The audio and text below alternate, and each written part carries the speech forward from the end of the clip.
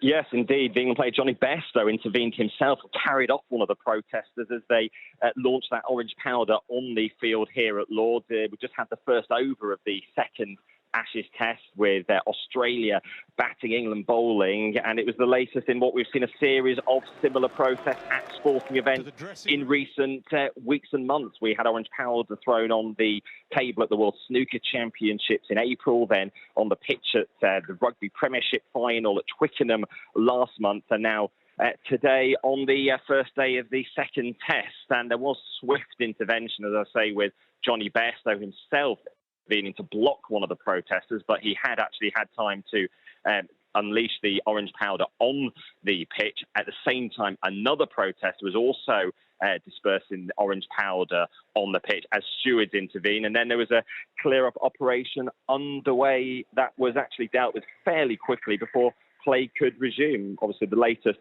in a series of the climate protests by the Just Stop Oil campaign, and it has been a concern for various sports event organisers, but so difficult job for the stewards to actually be able to prevent them getting onto the pitch.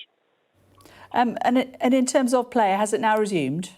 Play has now resumed here. It was very swiftly dealt with by the ground staff here at Lord's, and play has been able to resume with Australia batting. Of course, they won the first test, so crucial moment for England in this Ashes series, trying to level the series.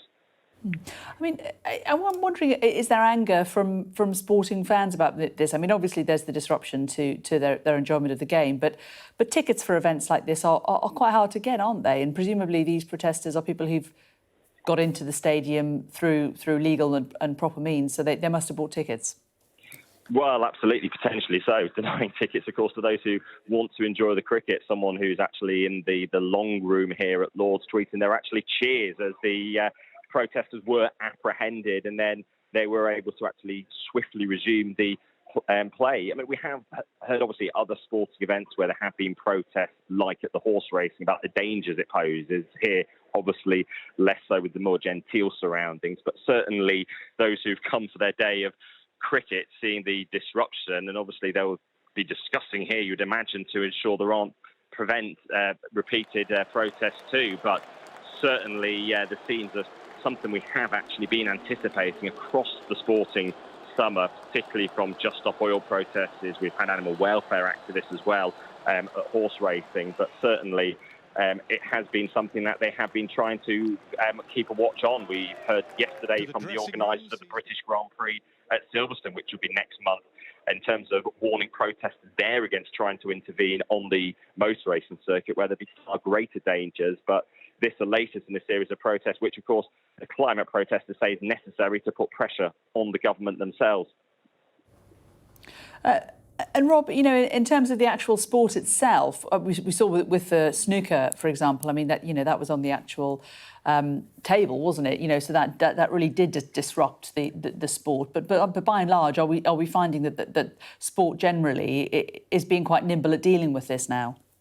Well, obviously, the visibility of sport provides a platform for the protesters to target the events. It's a way of getting their message across. We end up discussing it on here. And for some, they target sports for their potential damage to climate change. The World Snooker Championships did have a car sponsor, company sponsoring them, so that would obviously provide a potential outlet for the cause for protest. But certainly they have been addressing those that do damage the environment, those sporting events that do so. But certainly for sporting events, it is something now factored into their planning in terms of how do they try to deter the protesters, what sort of level of dialogue. And last week at Royal Ascot, there were no protests. There had been potential in the build-up to that, given the fact the Epsom derby a few weeks earlier was disrupted by animal rights activists.